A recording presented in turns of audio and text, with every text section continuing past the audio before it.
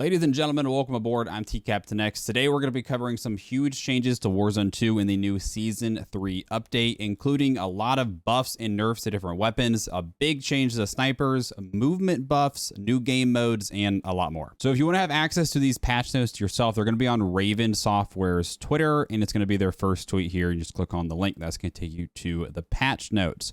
So some of this stuff has already been announced previously. I'll just briefly cover it, and we're going to spend most of our time on the core changes to Warzone. So number one, we had an update to the Ricochet anti-cheat. One of the big things with that is it is supposed to detect devices like Cronus's. So that's good for people, you know, all the good integrity of the game and whatnot. We've got a new extra battle pass, the Black Cell. It's going to be a $30 battle pass. It's going to come with a lot more extra stuff on top of it versus also the standard $10 battle pass. And then there's also a new automatic spend feature, which, so for the battle pass part, instead of having to click each one and go through each one, you can just hit auto spend and it'll do it automatically for you if you don't really care about which way you're unlocking stuff. There's a new trophy hunt mode, and this is going to have to do with both multiplayer, battle royale, and DMZ. Basically, when you kill an enemy, you can collect their tags, and if you're in battle royale or DMZ, you can go to an upload station and upload these tags away, or their trophies, or if you win the game, you're going to get these. Basically, by collecting these, you're going to get things like blueprints, skins, and even battle pass token tier skips. Now, I'm not sure if the max level for Season 3 is going to be either 650 or 700, because it says Prestige 13 is unlocked at level 650. So I'm not sure if that means you can go another 50 levels up to 700, but we'll have to see. But you will be able to go beyond level 450. They're adding some challenges to unlock previous guns in the last battle pass. So Hemlock, Broadside, and the Ducladatis all seem pretty easy here in terms of how to unlock those if you didn't get a chance to previously. New weapons. We've got the new FJX Imperium sniper rifle. This is essentially the intervention sniper rifle. It is a bolt action, slower shooting but hard hitting sniper. And we're going to talk about its one-shot capabilities here in a little bit. Also have the new Cronin Squall battle rifle. So this is a battle rifle, so it's like a harder hitting semi-automatic gun. Does take assault rifle ammo though, not snipers, but not a fully automatic type standard AR. Weapon balancing. We have a lot of weapon balancing. Some of the stuff they mentioned here is they're saying that they are decreasing the amount of damage feedback. So when you get shot, your screen normally lights up reds and shakes, and they're going to decrease some of that and make it so it's not as, your screen isn't as cluttered. They also mention in here that they are making a change to explosive ammo, which allows bolt action sniper rifles to down players in one shot. So that means that's going to be the Victus XMR, the MCPR, because they confirmed the other day they're adding explosive ammo to the MCPR, and then the new FJX Imperium sniper. Those three will all one-shot if you have the explosive ammunition attached. Also in the patch notes, there are a handful of things that will say Warzone 2 only. So they are starting to balance some guns and items only for Warzone and leave it differently according to multiplayer. Also in here, they're talking about minimum armor damage versus maximum armor damage. Basically, this is another way for them to adjust the time to kill specifically in Warzone and not multiplayer, where certain guns can do more or less damage to armor and not your base health. Seems a little complicated to me, but this is something they've introduced since the beginning of Warzone 2. So let's start with assault rifles, nerfs, and buffs. The Hemlock got it. What sounds like a decent nerf. This was by far the most popular assault rifle in Season 2. So damage range is reduced and also lower torso damage reduced. So that's like in the stomach area, damage there is going to be reduced. M13 got some buffs and nerfs. They decrease its headshot damage but increase the stomach damage. Also adjusted some of its range. So kind of a balancing there for the M13. STB overall got a buff. STB, I think, was kind of a slept-on gun, so it got some buffs to its damage areas, but then it did get a slight reduction in its mid-range damage. But this is probably a good solos gun or even a sniper support. TAC-56 got a headshot damage increase. I think the TAC-56 might sneak into the meta as kind of the top AR now that the Hemlock got a bit of a nerf. Battle rifles had some adjustments here. These aren't super popular. It looks like all of their movement speeds got increased, and almost all the semi-auto variants, they increased the damage for these. So FTAC Recon, Lockman 762, SO14, and TAC V. All these, for the most part, got a buff. Handguns, the Basilisk, which this is the revolver, and this is the one that was extremely overpowered. Minimum damage armor minimum armor damage reduced. So that should be a nerf. And they're also going to talk about the snake shot ammo here in a little bit. Light machine guns, the RAL overall got a nerf, headshot damage reduced. And then, although minimum armor damage added to semi-auto firing mode. And then there's 3 other buffs all related to semi-auto. So the RAL and semi-auto might actually be a good option now with some of these buffs to it.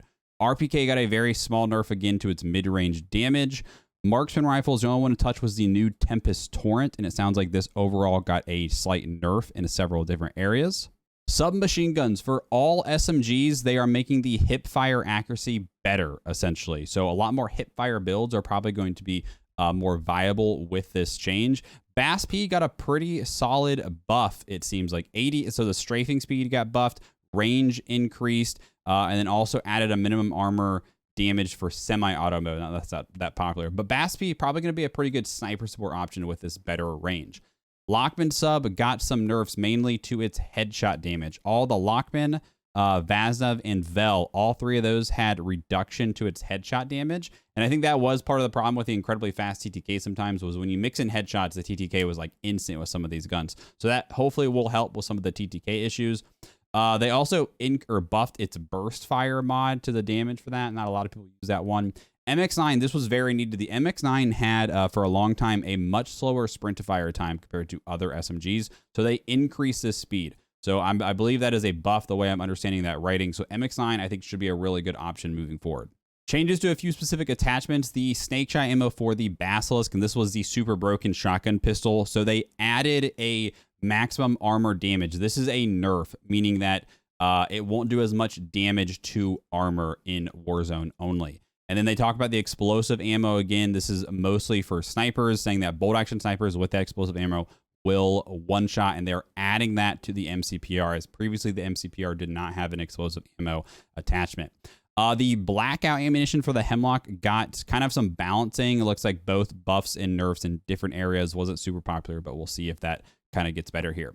Now, they did a lot of good buffs and changes to various attachments. Basically, what they're saying here is they're saying that the penalties of some of these attachments aren't going to hurt as much, and some of the pros are going to do better. So, for example, if you put on a big, heavy long barrel on like your long-range assault rifle, it's not going to have as much of a penalty to its aim-down sight speed. I think that's good. It's going to make these guns not feel so heavy and whatnot.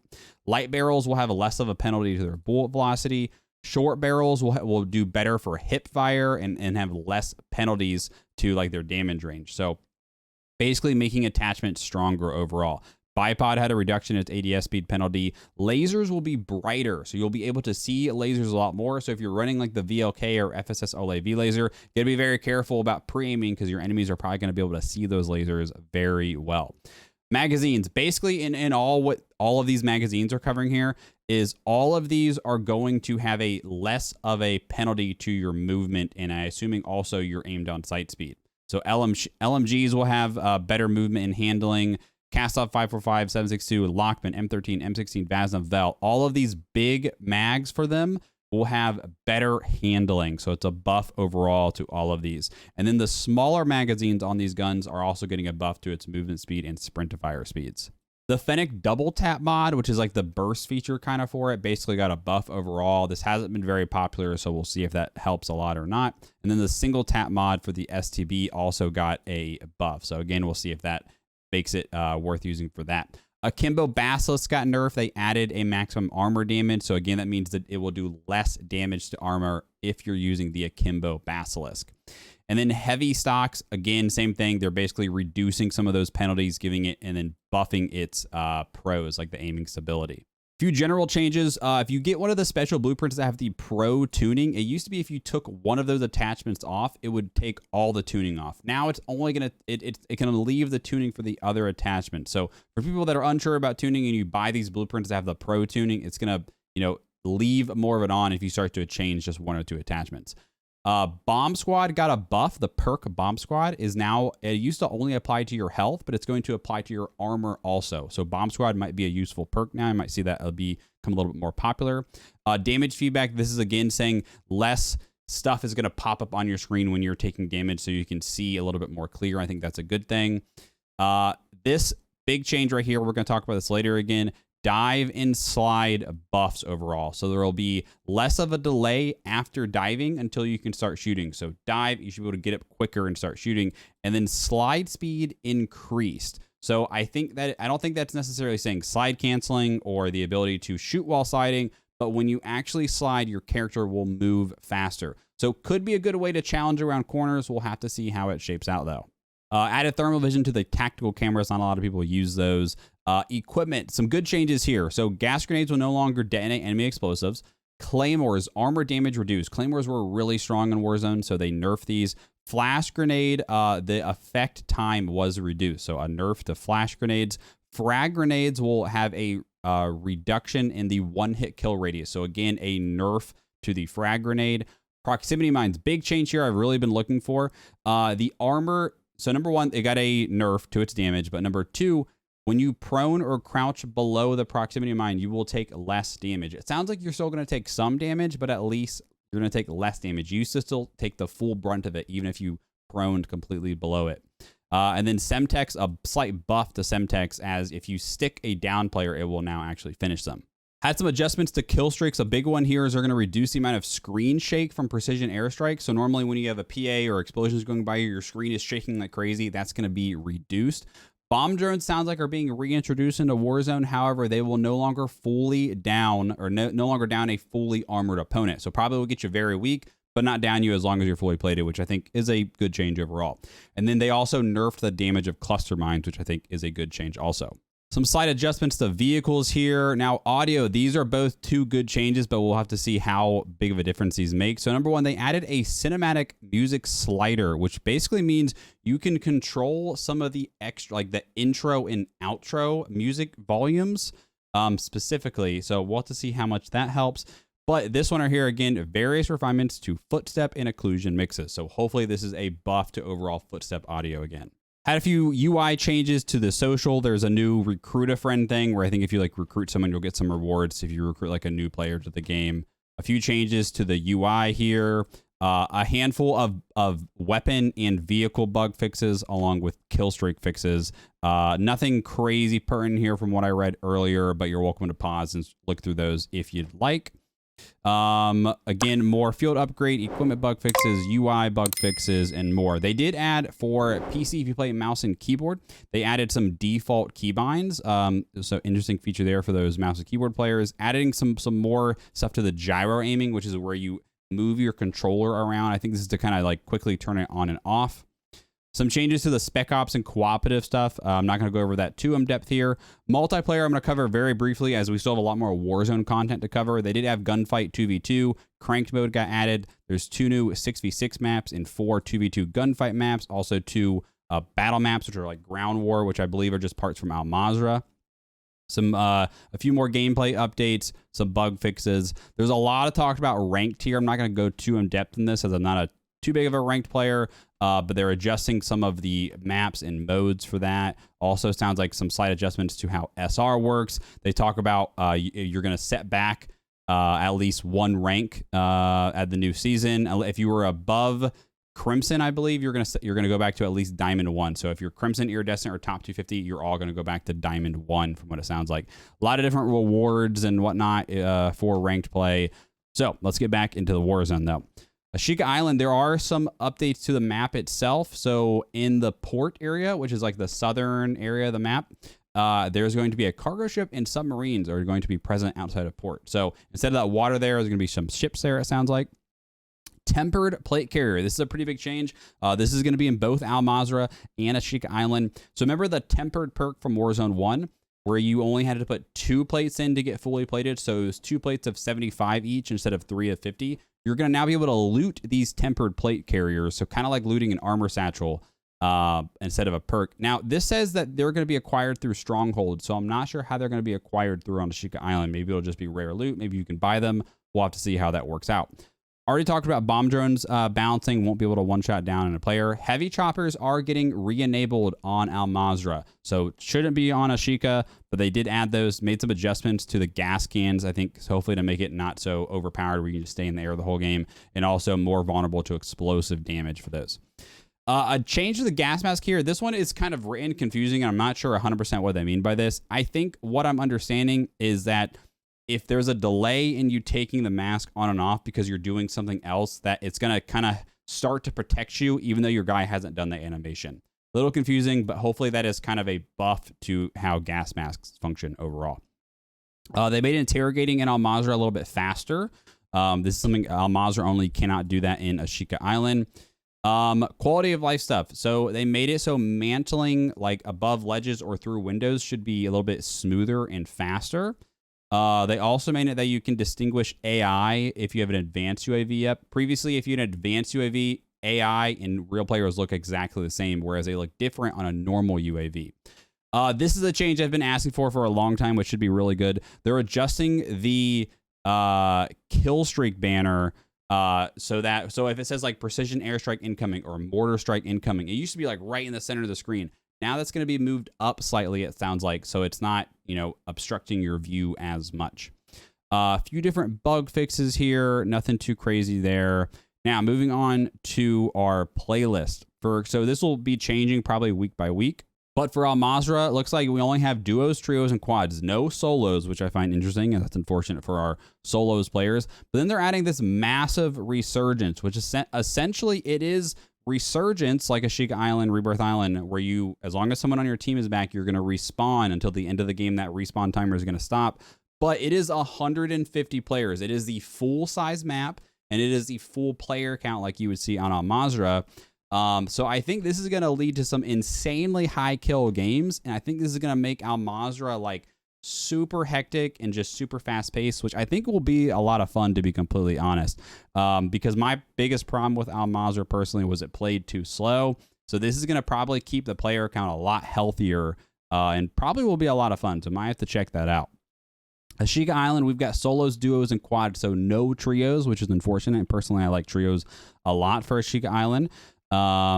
And then we also have, so they talk here more about this Mazrah or massive resurgence, which is for Mazrah. Basically, they're saying it's the same as Ashika Island, but the entire map with 150 players. Strongholds are disabled, though, in this mode, and then they added more of the resupply boxes as well. Talk about the World Series of Warzone here. So that is going to be a big tournament coming up here. Talk about some of the rules and differences for that. There is going to be a public practice playlist that is available, I think, this weekend, it says, but then the actual stage 1 will be April 28th through April 30th here for placing to get involved with that. Now, this is another huge change that I'm super excited for. If you're one of my community members, they finally added Ashika Island private matches. So definitely going to be doing some like snipers only, hide and seek, that kind of stuff here in the near future on our community night. So really looking forward to finally having that. Also made some spectating available in private matches. Bird's Eye perk is back. It works differently, though. It got a nerf. It's not as strong as it used to be, which is good because it was pretty OP.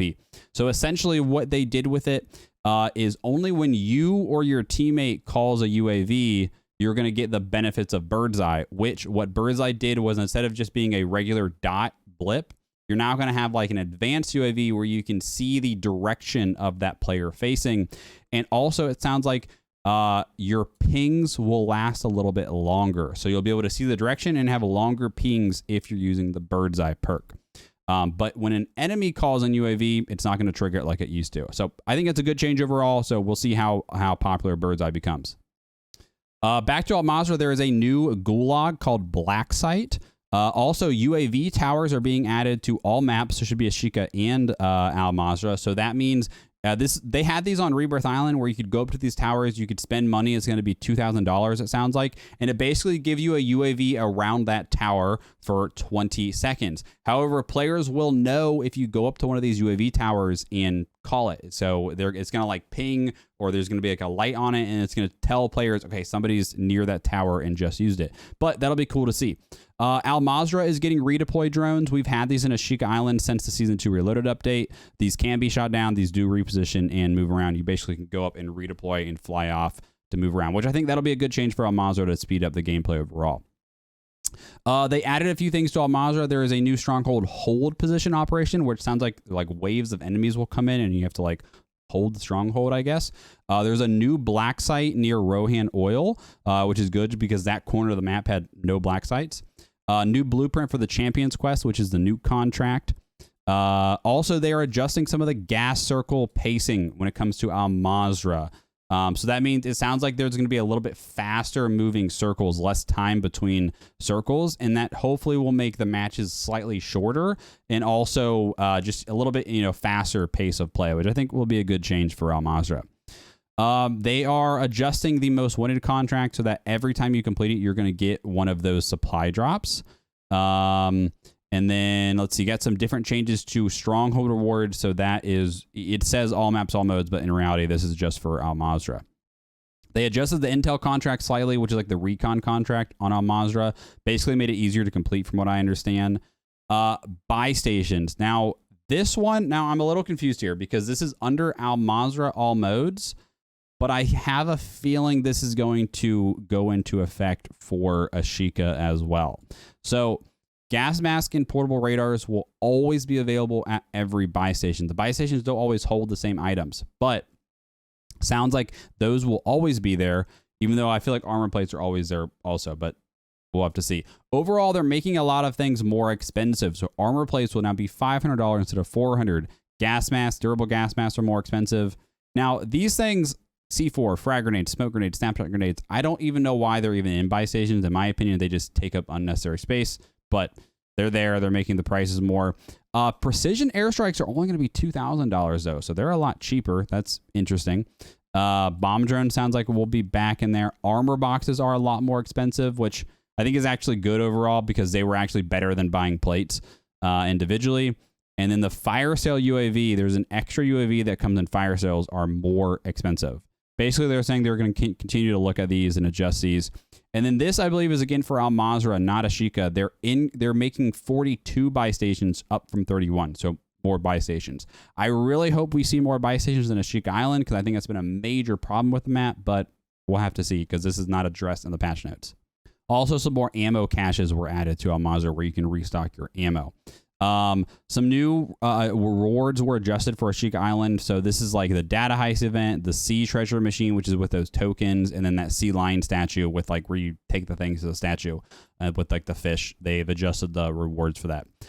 Quality of life changes for Ashika Island. Minimap ping anchoring. Basically, what this is saying is that when pings are on the edge of the minimap, they're going to be more visible and easier to see where enemies are and like their location and whatnot. So I think kind of a buff to the minimap overall. Big change to spawn protection here, and I like this change. Spawn protection will now expire on players who remain airborne for more than 10 seconds. So if you flow in the air and you're just floating, maybe you're trying to float and ping enemies for your teammates, if you're up there for 10 or more seconds, your spawn protection is gone. So got to be careful of just staying up in the air and floating as you will lose your spawn protection if you stay up there too long. Black site key visibility, no idea why this is in under Ashika, as there are no black site keys in Ashika. Big change to loadout drops, and this is a very good change I've been asking for. They're going to make it so now when multiple loadout drops land in the same area, your loadout drop will be blue, and then the other loadout drops will be yellow, because they used to look all the same, and you couldn't really tell which one was yours. So now you'll be able to tell which loadout is yours. They also are adding some elevation arrows to other things on the minimap, like buy station. So if a buy station is below you way underground, there's going to be a little down arrow under it indicating that. And I think that's a great change. Same with like a contract. If you can't tell what a contract is, it'll tell you up or down. A handful of more bug fixes here. Nothing too crazy there. Some DMZ changes. I am not a DMZ player, so I will just very quickly go through this. There's a new faction. You can barter and like trade with enemies, apparently. New workbench. There's a private exfil. There's a new contract. There's a new item, and this one, I want this. There's a rebreather where you can breathe underwater. I think that would be really cool on Ashika Island in Mazrah. There's 2 new types of backpacks, some UI changes, handful of gameplay changes, again, for DMZ, a bunch of bug changes, and there we go. So overall, I'm very excited about a lot of these changes. I will say, though, it sounds like all of these changes, for the most part, are good changes. I'm excited for them, but they all seem really small. There's a lot of changes, but the movement changes don't seem like it's like going to be an astronomical change much closer to Warzone 1. The TTK doesn't seem like it's going to be an astronomical change, besides we're nerfing some of the headshot damage multiplier, some of the OP guns. But we'll have to see. I'm excited. Everything that I saw in here, pretty much I'm excited for, but we'll just have to simply see. So guys, thanks for watching. I hope you enjoyed the video. We'll be live the rest of the day playing and testing new loadouts. We'll do an updated settings video and more here soon. So thanks for watching, guys. We'll see you in the next one.